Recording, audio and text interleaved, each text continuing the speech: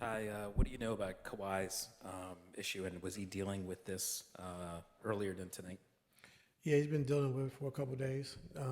Back spasms, and wasn't sure if he was going to go this morning, but he came to shoot around, got some treatment, did what he had to do, and tried to get on the court and play today. And it just didn't loosen up for him.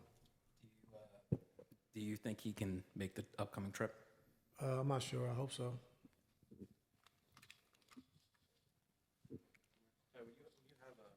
I don't want to attribute it to the Kawhi loss, but it seemed like soon after Kawhi left, you guys kind of lost a grip on that game. So I'm wondering, where do you feel like you kind of lost the grip of that game? Mentally, just being mentally tough. You know, they're a good team without Cat.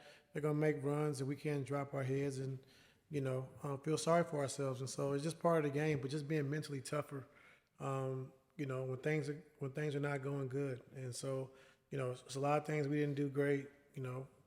They had, 20-something more shots, I think, than we had. We had 19 turnovers with 24 points. They had 27 points in transition. They had 19 offensive rebounds. I mean, you can go down the list. Just a lot of things that we didn't do well. And I thought they were tougher than us. They played tougher than we did, and that's the result. And so, we just got to be better. Chris said that Rudy was letting things come to him, and he kind of Chris Finch was saying that Rudy Gobert was kind of letting things come to him in that first half, and they got on him.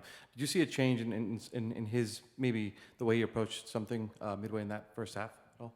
Yeah, we was able to attack him more than we have in the past, and get into the basket, whatever. But he poses a threat down low, and that's why he's been a Defensive Player of the Year multiple times, because of what he does and what he brings, defensively. And so, plan of attack and how we want to attack him. I thought in the first half we did a good job of getting to the basket, but in the second half, not so much so.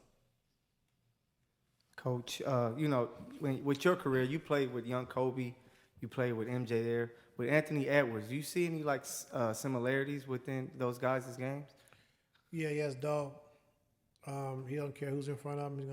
He's gonna try to attack you, and he's relentless. And no matter how many shots he misses or if he turns the ball over, he's gonna keep coming. And that's what makes him a tough cover. He doesn't get discouraged, And so he has that mental toughness that I'm coming out to try to kill you every night. And so that's the mindset he has. Ty, on James's drives, when he's really good at finding that corner three. I saw they were bringing a guy was sprinting from wherever help he was at and going to that corner three. Did you see something from there in that? Because they got a couple of steals, and then that kind of got the momentum going in that third. Just wanted to get your opinion on that. Yeah, because with Rudy in the game, they usually play pick and rolls 2-on-2, and so they bait you into thinking they're going to help and pull in on the roll, but they really don't. They're just kind of stunting and getting back out to the corners, and so it looks like that pass is available, but they do a good job of taking it away because Rudy's so dynamic at the rim, and so that's how they kind of bait you in. On a night like this with the blown lead and you guys lose Kawhi on the night, how do you mentally get the guys back on track coming up on this trip?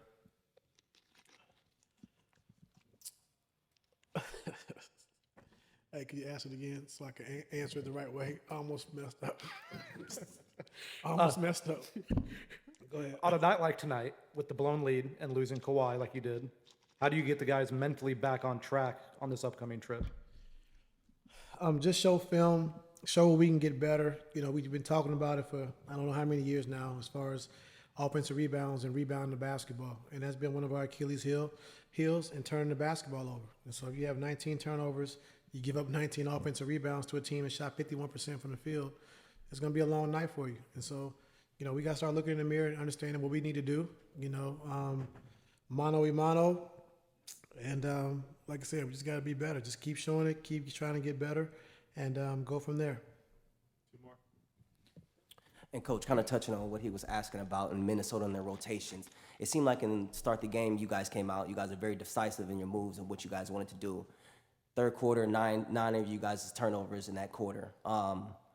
When Minnesota was rotating the way that they were, and do you feel like your guys sometimes are overthinking it? Because sometimes they're turning the corner, nobody's there, but they're still passing it instead of maybe shooting the ball results in a turnover. Are those guys sometimes overthinking it and not making the right play or making the right pass or whatnot. But I mean, what do you see when I think in it's third quarter? the Gobert effect. I think when you get downhill and see, him standing right in the middle of the paint, you really don't have the lob because he's back, and then the layup or the shot, he's still there. He's 7'2", and so I think that's the effect that he has on us as far as getting to the paint, getting to the basket.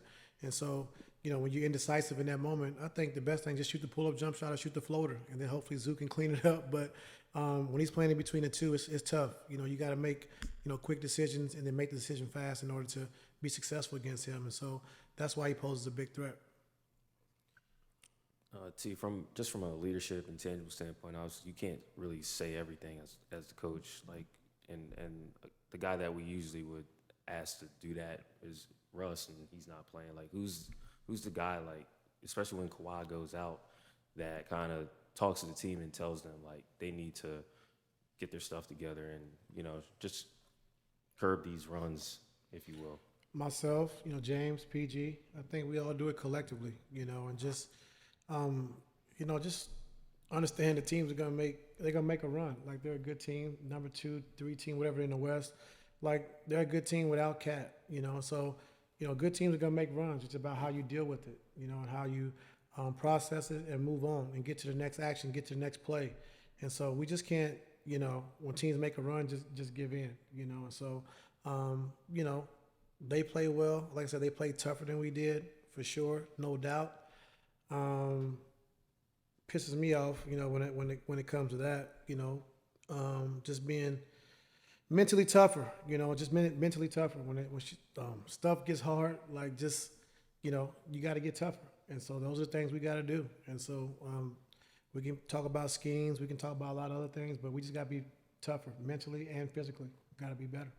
Is this a group that is mentally tough?